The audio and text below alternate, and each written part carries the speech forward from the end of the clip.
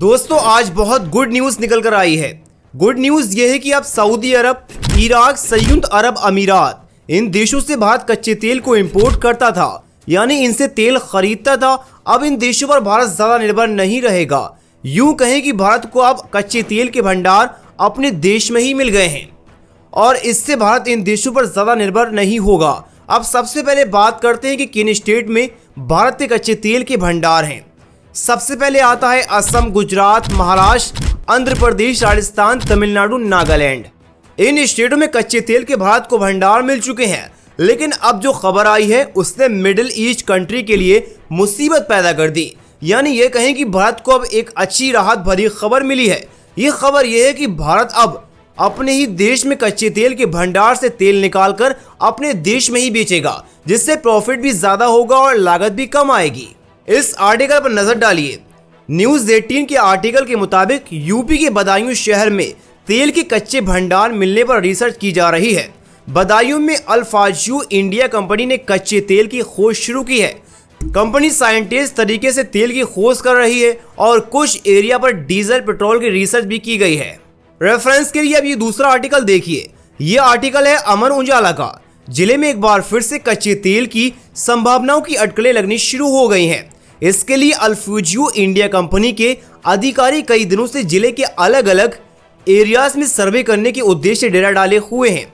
अधिकारी अलग अलग एरिया पर साइंटिस्ट तरीके के जरिए बोरिंग की मदद से कच्चे तेल की खोज कर रहे हैं। इसके लिए गहराई से वाटर निकालकर इसका जायजा लिया जा रहा है। अधिकारी ने जगह जगह बोरिंग कराए हैं। यहाँ पर कच्चे तेल की रिसर्च की जा रही है, जिसके चलते करीब 500 फीट से अधिक गहराई का बोरिंग कराया गया है। अब ये हो गया कि भारत कच्चे तेल पर निर्भर ज़्यादा नहीं रहेगा अलग कंट्री पर। अब बात करते हैं कि कौन कौन सी कंट्रीज पर भारत निर्भर करता है। भारत को कच्चे तेल के आयात करने के लिए कई देशों पर निर्भर रहना पड़ता है। भारत के कच्चे तेल इंपोर्ट इन देशों से पहला नाम आता है रूस, इराक, सऊदी अरब, संयुक्त अरब अमीरात। भारत ने अगस्त 2024 में 19,910 मैट्रिक टन कच्चे तेल इंपोर्ट किया था। रूस से भारत को कच्चे तेल आयात करने में सबसे ज़्यादा हिस्सा है। इंडिया ने जुलाई 2024 में रूस से करीब $3 बिलियन का कच्चा तेल खरीदा था। रूस यूक्रेन युद्ध से पहले भारत का कच्चा तेल आयात 60% से ज़्यादा हिस्सा मिडिल ईस्ट के देशों से होता था। भारत के कच्चे तेल आयात में ओपेक देशों का हिस्सा भी काफ़ी होता है। इंडिया ने रूस से आयात किए गए कच्चे तेल को रेफरेन करके यूरोप को बेचा है। अब से ये फ़ायदा होगा। अब बात करते हैं कि कैसे फ़ायदा होगा।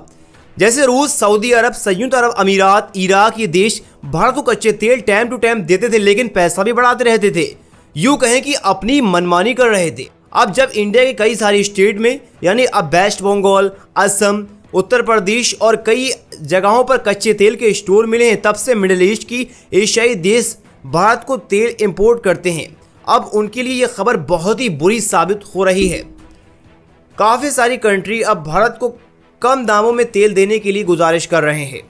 अब जब देश में कच्चे तेल मिलने के बाद जो महंगाई आसमान छू रही है, वह कम होने के आसार भी हैं। यानी जो तेल 100 रुपये लीटर बिक रहा है, अगर ये भंडार यानी स्टोर तेल को, कच्चे तेल को इंडिया के हिसाब से इन भंडारों से तेल मिलता है, तो भारत इन कंट्रीज से क्यों तेल लेगा जब उसके देश में कच्चे तेल के स्टोर हैं और इससे ज़्यादा से ज़्यादा तेल निकालकर अपने देशवासियों के लिए जो रेट आसमान छू रहे हैं उन्हें कम भी करेगा और इससे प्रॉफिट भी ज़्यादा होगा, लागत भी कम आएगी। जिससे बाहर से जो तेल इंपोर्ट होता था उसमें लाने का खर्च, बेड टैक्स, कई ऐसी चीज़ें लगती थी। अब जो तेल 100 रुपये बिक रहा है, अगर इन स्टोर से तेल ज़्यादा निकलता है तो भारत जो रेट 100 रुपये बिक रहे हैं उसे 60-70 रुपये भी कर सकता है।